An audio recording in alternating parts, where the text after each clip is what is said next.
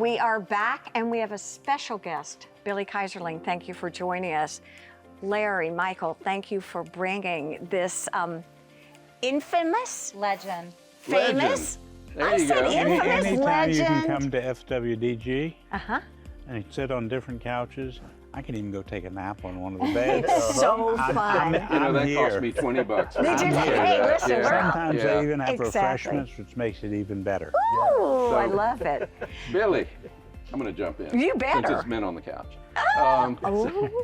So, Billy, your career path, you did a lot of things in politics and politically. You were a presidential candidate, staff member.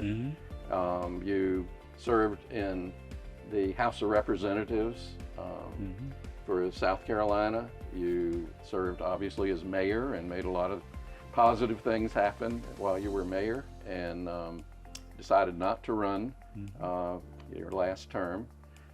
But really, when I think of you and your family and your extended family, I am amazed at what your family has brought to our community and our state and our nation. You want to tell us a little bit about that? I am too.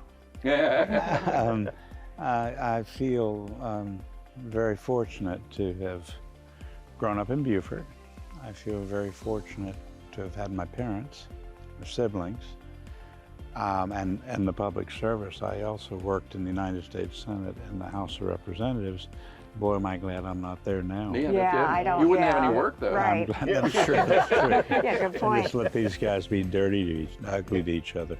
My grandfather came from Lithuania in 1888, and he was 17 years old. He was strapped to the bottom of a vegetable carriage because he was about to get caught in anti-Tsarist activities, because the Russians were just beginning to enlist the Jews to fight the wars, to do the dirty work.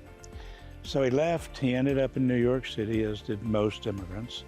But when he got to the Lower East Side, where the Jews were settling, he said, "How am I going to be a farmer here? There's no room. I want to be a farmer." That's what I was training. So he pedaled his way down. Fortunately, he ended up in Beaufort.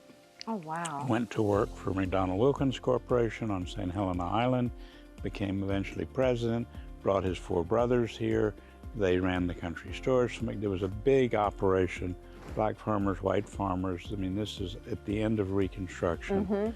And they were, my grandfather was the first white local board member of Penn School. And his experience, obviously, of having been chased down by the Tsar, gave him a special meaning for freedom and for equality.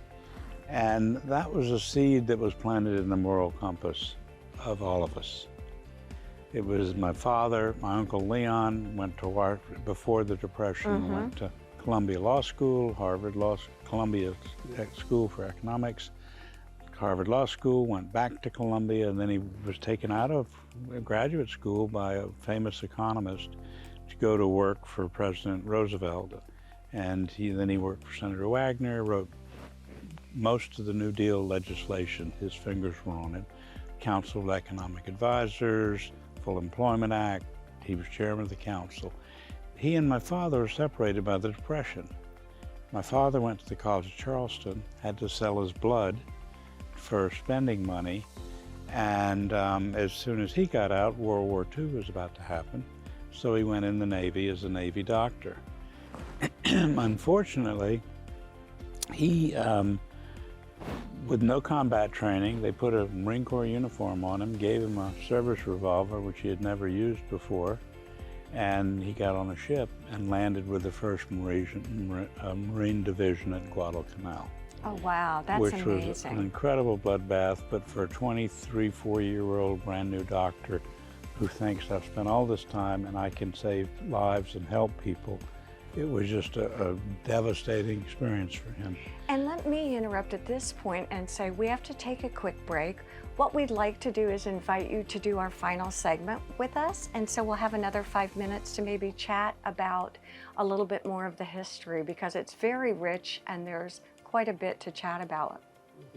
All right, so stay with us. We'll be right back.